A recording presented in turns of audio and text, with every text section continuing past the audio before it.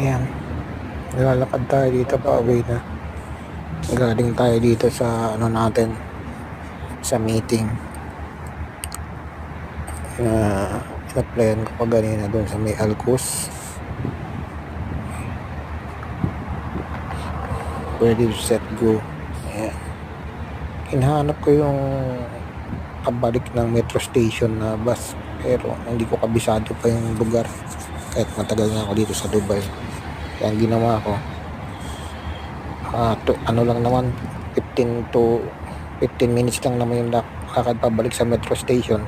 Nilakad ko na lang siya hanggang makarating sa metro station. Nag-a-apply ka. Yan, ngayon yung paligid dito, makikita mo mataas yung araw pero malakas yung hangin, malamig. Maganda ng kotse. Hindi mo maramdaman. Ito, makita mo yung mga sasakyan dito, mga ganda. Wow. Kung gusto mo mga Ferrari, lahat ng mga klase ng mga Very nice. magagandang klase ng sasakyan nandito sa Dubai. Yan, Very nice car. kita mo, ang gaganda. Dito yung mga magagandang kotse. Sa Alcos, Talagang kung bibili ka. mayaman lang talaga nakakabili ng ganyan. Kasi million ng halaga niyan. Lalo sa Pilipinas, mahal yan. Pero dito sa Dubai, makukuha mo lang ng mura yung mga ganyan.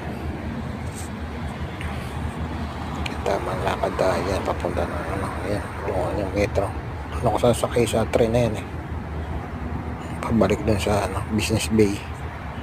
Actually, isang sakay lang naman magmula bahay hanggang dyan sa Alcos. Siyempre kailangan tiyaga ka dito sa Dubai sa paghahanap ng trabaho. Kaya sa mga wala pang trabaho dyan, kaya tiyaga lang kahit mainit. Ganun talaga kung gusto mong makakita ng trabaho, hindi madali ang buhay sa Dubai. Tapos ma-applyan mo yung mga ibang agency, minsan kabayan pa, scammer pala. Kaya mag-iingat kayo, lalo na sa mga apply dyan. Yung mga nanghihingi ng pera, alam nyo na, matik na yan, mga scammer yan. Kasi pag mag-apply ka sa Dubai, wala nang hihingi sa inyo ang process ng paper, walang ganyan. Pero kung may ganyan man, alam mo na, handa mo scam yan, huwag ka na tumuloy. Ayun lang ang maipapayo ko sa mga baguhan dito sa Dubai.